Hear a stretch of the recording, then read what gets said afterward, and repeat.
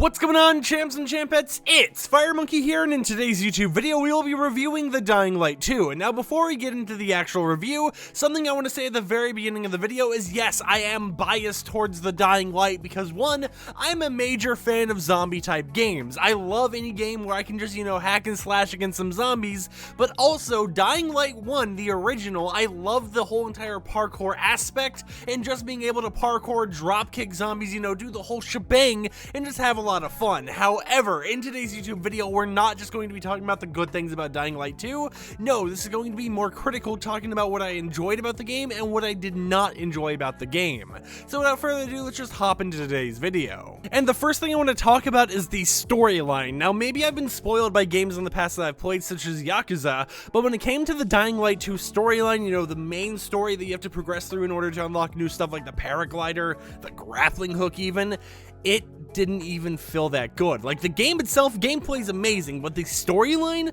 just felt so dragged out to the point where it's like, instead of,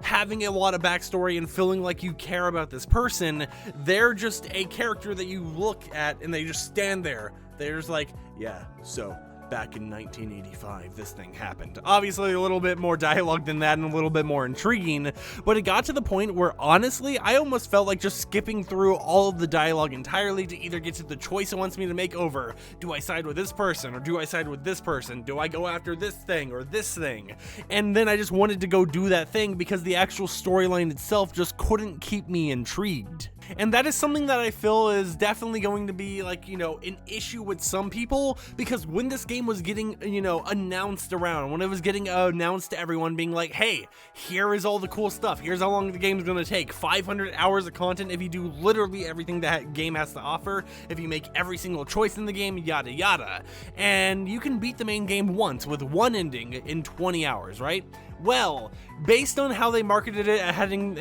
this major amount of replayability, once you beat the game once, you're almost like, I don't want to go through it again to see the other options, because there are multiple outcomes, there's multiple endings to the game, and once you go through the storyline once, you're just kind of wanting to free roam, kick some zombie butt and just have some fun, or at least that's how I was personally feeling. So when it came to the storyline and the, main story, how it was written, all that to the game,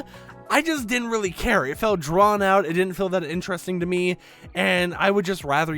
explore, use the whole entire parkour aspect of the game to its full advantage. And now for my second gripe about the game, other than the storyline, it has to be a very small one here, and it's one of their settings options. So when you go to the settings to actually modify your visual, effects, maybe it's like you turn your graphics up, you turn on ray tracing, you turn on DLSS, all this type of stuff, they actually hide some settings behind a secondary option you have to enable, and one of the settings they actually hide from you is motion blur. So when I was messing around, I would have to, go to the setting, actually activate the bonus settings, find motion blur, turn that all the way off so that I can enjoy the game without motion blur, and then there was a point where I was like, I want to see if my computer can run ray tracing, which, it very badly stuttered, so it couldn't, and when I, went to ray tracing, then went back to high resolution textures without ray tracing, it re-enabled motion blur, and I was playing for maybe 2 to 3 hours without even realizing it was enabled, but feeling sick because of motion blur being enabled. Because I don't know if this is something that's only specific to some people, or if a lot of people feel this, but when motion blur is enabled in video games, I just can't play it for that long of a time because I end up feeling sick from it. So not having, just a visible motion blur option, easily accessible without having to add, extra button presses, really made me just kind of annoyed when I realized what was going on and why I was actually feeling sick while playing the game. And now, other than this, we did have some bugs I encountered through my playthrough that I did feel, kind of messed with the storyline. Like, I had no major bugs here. Like, I had nothing that was going to break the game for me, or, do what happened to some people, where they literally got stuck in a death loop, because whenever they spawned, the game would tell them they're out of the mission area and keep loop killing them over and over again, because they didn't want to spawn the person in the mission area. But the little glitches I had noticed here and there were either, something that I'm like, oh, this is cool, maybe I can glitch under the map and, go flying with this, or it was something like, hey, this is something that, is not a major deal. It's not going to break my game or anything, but in the moment that I'm experiencing this glitch, it just feels off. It just feels weird to see it, or whatever it might be. Now, I don't really have any example footage to show with you guys, but there was just a lot of glitches that would occasionally happen in the game that felt off. And now this is a game that has already, made their roadmaps being like, hey, we're putting these patches out in the next few days. It's going to fix this, and this. So the devs over at Techland are definitely working on patching this game and making sure these bugs are fixed, mainly, the major ones first. So I'm kind of fine with saying, hey, there's some issues with these bugs, but maybe it'll be fixed in the near future. But with those downsides out of the way, it's finally time to talk about what I loved about Dying Light 2 and what I'll continue to play it for. And honestly, I'm going to be honest here. You might see a lot of Dying Light 2 background footage just because I'm enjoying the game. I'm loving just slashing some zombies around, parkouring, having a lot of fun, and I plan to just continue doing that. And now I'm going to mention something right away here. I am not a co-op player. I typically play games single player unless it's something like Fortnite, because obviously that's basically impossible to do unless you want to play solo. And I usually only play Fortnite to play with friends, but I don't know how the co-op aspect of this game is. I've heard a lot of people complain about it, but that's something I'm not an expert of. However, what I am an expert on and what I have been doing is free roaming, because after the little bit of an introduction, which takes around 1 to 2 hours, you get thrown into the main world of the game, where you're allowed to just instantly run around, ignore the main quest, and just have a lot of fun, figure out what the game has to offer. And now, of course, some of the game's little mechanics, different areas unlock as you play through the main storyline, but honestly, right out the gate, it's a pretty fun parkour experience. You don't have all your abilities, you're based on the bare minimum here, but you still have all the stuff you need to do in order to jump from building to building, just have a lot of fun, go under buildings, not go under buildings, but go under barriers and stuff, jump and vault over windows. There's a lot of cool stuff going on there, and there's even areas where you'll drop around to the side of a building and realize, hey, I can go inside of this window, and inside of it, there will be zombies that are either sleeping, there will be less zombies if it's outside at nighttime, because zombies go outside at that time, and it's just a situation where it's super fun to explore. Now, based on their actual E3 trailers from the past, this world definitely is less, tall, I would say, because in the actual E3 trailers before, there were buildings that would go up to 7, 8, 9 stories tall. There would be big buildings and there'd just be a lot of variety, but honestly, I feel that having a lot of smaller buildings that are all just down by themselves on the same level was a lot better for this game, because it allows you to have a lot more free range to make different choices when you're parkouring around. And eventually, as you get later into the game, this is going to be a little bit of a spoiler here, you'll be able to unlock these areas where once you've completed an objective, maybe it's, turn the power on for an area in 2 different spots, you'll be able to either give it to one faction or another faction that can do one of 2 things. One faction will give you upgrades to the streets or something. You can have a car alarm trap where you'll set off a car alarm, the car, start beeping, all the zombies go over to it, and then the car explodes. Or on the other side, you can go more the parkour route, help them out, and they'll start giving you zip lines. They'll start giving you jump pads on the floor and stuff to allow you to get up higher easier.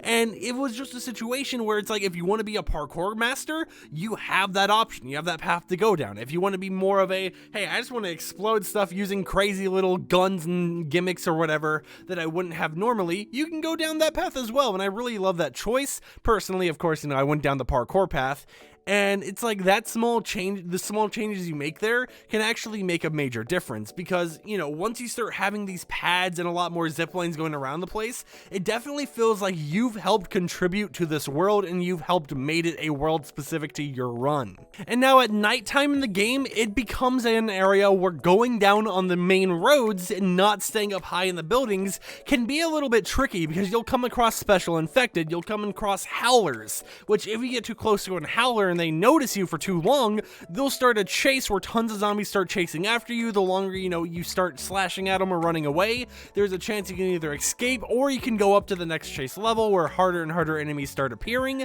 and it just feels a lot more dangerous at nighttime. Now, according to everyone and according to myself as well, I feel that the nights in Dying Light 1 were actually a little bit harder than the nights in Dying Light 2, because in Dying Light 2, as long as you stay away from the howlers, or if you have overpowered weapons, you eliminate them super quickly, quickly, you don't really have that much to worry about. It's not like you're gonna die or anything, especially once you get to the end game. So it just feels like a little bit of a situation where it's like, yeah, they're not as powerful as Dying Light 1's knights, but they are still a little bit tricky if you start getting into a chase and you decide, I'm going to fight this chase head on, start going to like stage 4 or whatever, and just start, you know, getting your butt beat by all the zombies around you, all the specials, all the ones that are going to pounce on you, and all the crazy characters out there. But I feel this definitely shows that I personally really enjoy the free roam aspect of the game, doing the side quests that allow you to unlock more areas to free roam around, whether it be due to zip lines and other situations. But also, one thing I really love about Dying Light 1 and Dying Light 2 is their Easter eggs.